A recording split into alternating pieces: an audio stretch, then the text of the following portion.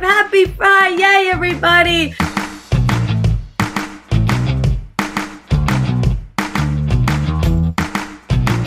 We got lesson time. What up with that? Okay, this is gonna be what we talk about today because this hits me during the week and then it hit me again like yesterday-ish and today-ish in an interesting way-ish. Okay, so it has to do with accepting our past.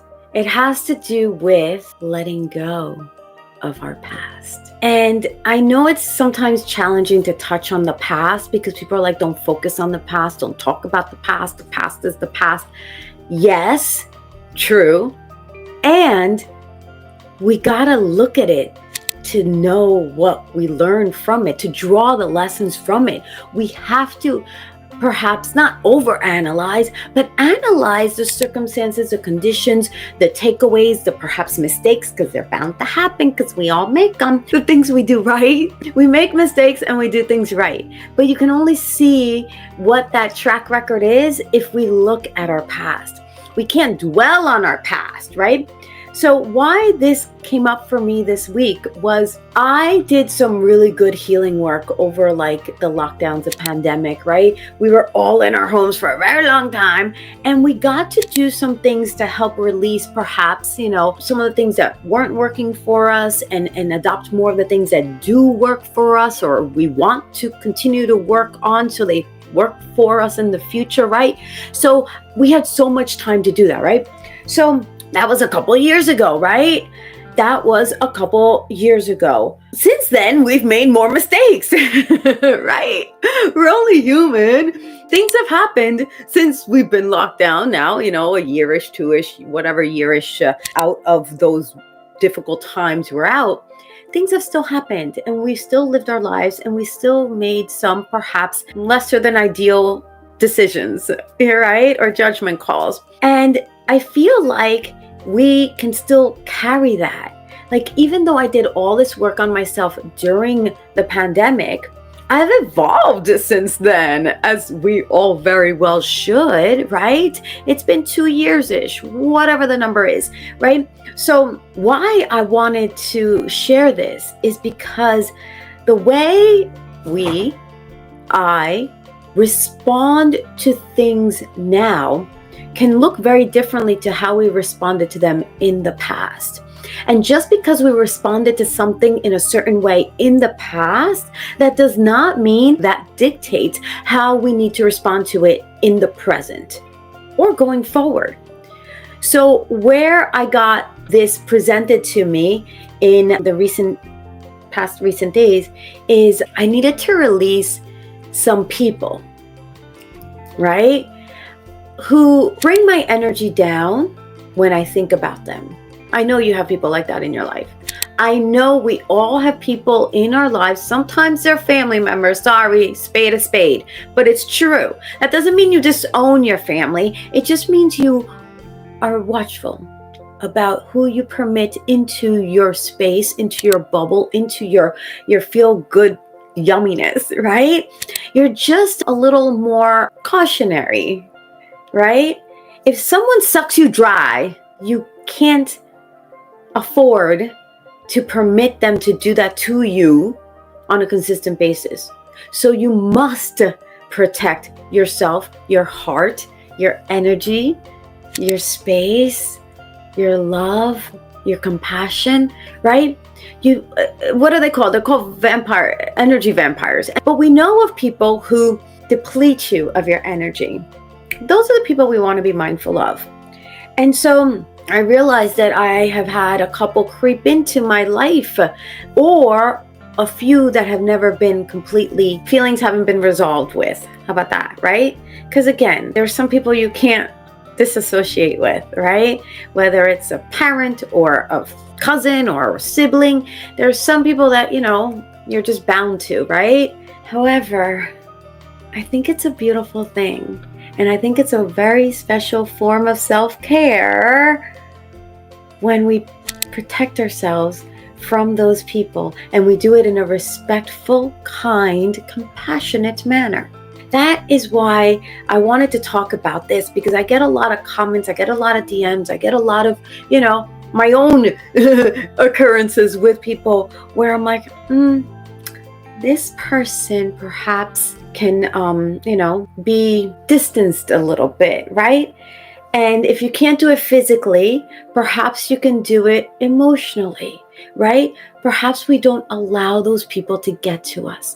We don't allow those people to tap on that, what is it? Like twist that fork or push buttons. We don't allow that person to push buttons, right? Put some like sticky stuff around your buttons so they can't push them on. I don't know. Point is that I had a couple of those people surface for me this week. And I'm in a place now where I'm like, I don't need these people infringing on my space and my peace. It's really important for us. And as we go forward into this very busy time of year, into a very exciting new time. I get there's a lot going on, but like a new year is a new slate, and we are upon a new year, y'all. What do you want to release from your past? What no longer serves you that you could be like, you know what, I'm gonna, package that up and just tuck it away, or put it out in the, trash bin, or, put it in the recycle bin. Somebody else can maybe make use of it, whatever that is, whether it's physical or emotional, spiritual. And I think it's really important that we are mindful of that. And we hear it a lot, but it struck me today because I had a situation. I'll give you a for instance. I like giving you examples so you know how I am applying it as well. So one is people from the past, situations from the past, reactions that you may have towards certain people or circumstances that you used to have. Now you can have a different response. So instead of reacting to someone because they irked you, it happens, right? How about you respond to it with compassion? Maybe they're going through a difficult time and you're like, okay, I'm going to back away. I'm going to give you your space so that I can keep my space at peace. Maybe it's something like that, right? So it's not this mean like talk to the hand, whatever used to be said, or, like step or cancel or whatever, all that. No, it's I'm going to give you space so I can protect my space. It seems like what you need is space. I'm going to grant you that. When you're feeling a little better, when you're processing what's happening a little better, let's come back and talk about it so that we can just release it. Let's talk about it, guys. Do you see how we can encounter situations in a more positive light than, permitting the drama and the saga to perpetuate in our lives? So I just want you all to know that these people are in our lives, or were in our lives, or perhaps will be again in our lives. For whatever reason, they are deemed necessary to be, right? So if it's perhaps a parent that's challenging, right? That's so challenging. It's your mom, it's your dad, it's your great grandparents, whoever it may be.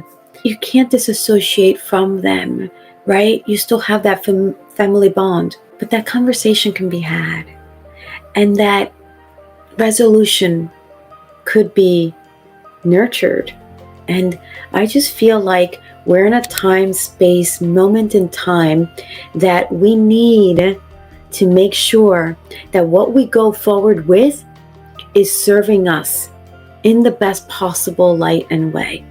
Because we need that light.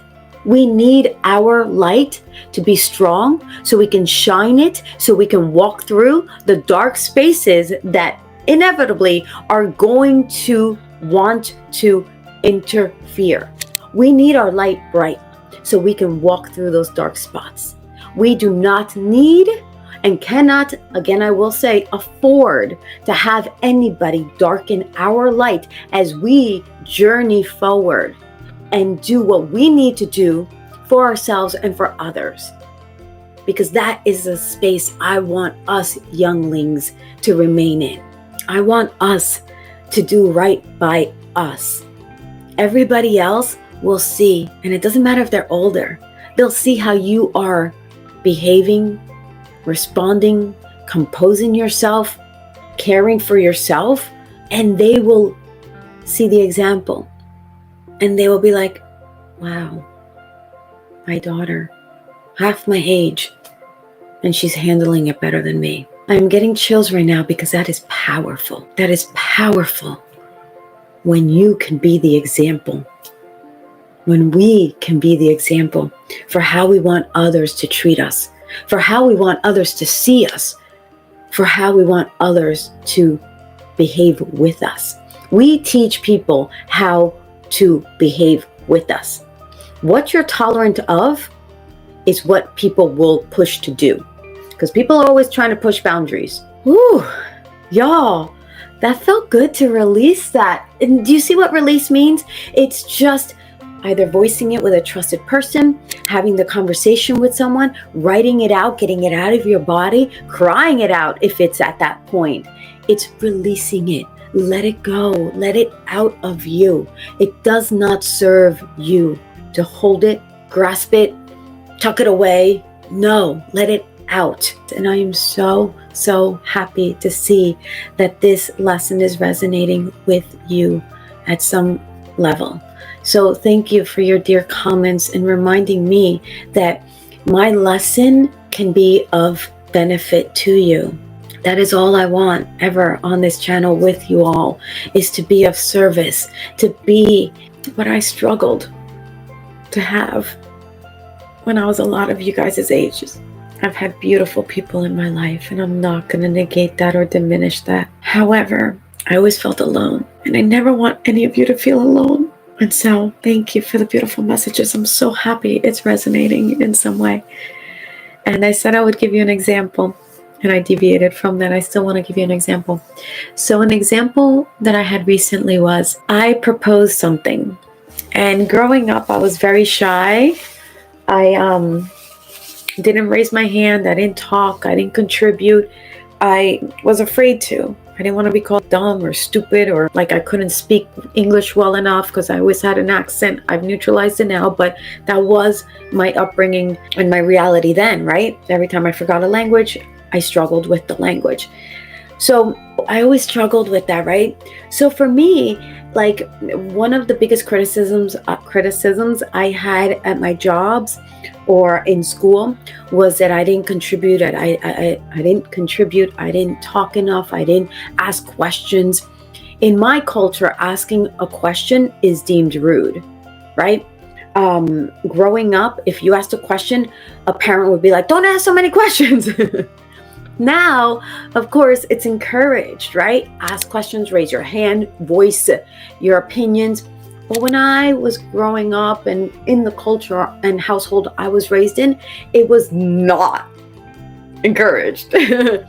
So I grew up very like, okay, like you saw, I can have fun. That was me having fun in a setting I knew, but in a work setting that I felt intimidated in or I felt inferior in because I didn't have the talks or the walks or the whatever it was, you know, that I felt insecure about. Insecurities, yeah. I wouldn't raise my hand and I wouldn't talk. Okay, I contributed an idea, right, this week to some group of people. And I was like, oh, wow, this might be a cool idea. And the idea got shot down. And the people were like, I don't think it's a good idea. Oh my gosh, that is so embarrassing. For me, that would have been debilitating in the past. Past Jovanna would have been like, they think it's a bad idea. I suck. I'm stupid. I'm embarrassed. Why did I suggest it? Why did I open my mouth? Why did I do it? Why, blah, blah, blah, blah, right? That's the brain wanting to mess with us, right?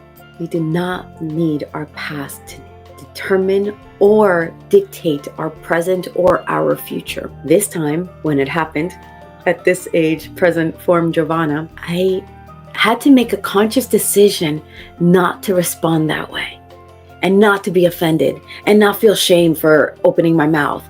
And I was like, wait a minute. Okay, they disagreed. That's okay. It wasn't a great idea for them. That's okay. Thank you for bringing forth the reasons why it wasn't a good idea. I see where you're coming from, and I appreciate your feedback. And no, perhaps it wasn't that great of an idea, but I contributed my opinion. So that's where I wanted to give you an illustration of how it presented itself to me. So I need not respond like past Jovanna, who would have clammed up, shelled up, shut up, and been like, I'm not talking anymore. No, that's not the present Jovanna. The present Jovanna goes, all right, let's find another idea. What's your idea?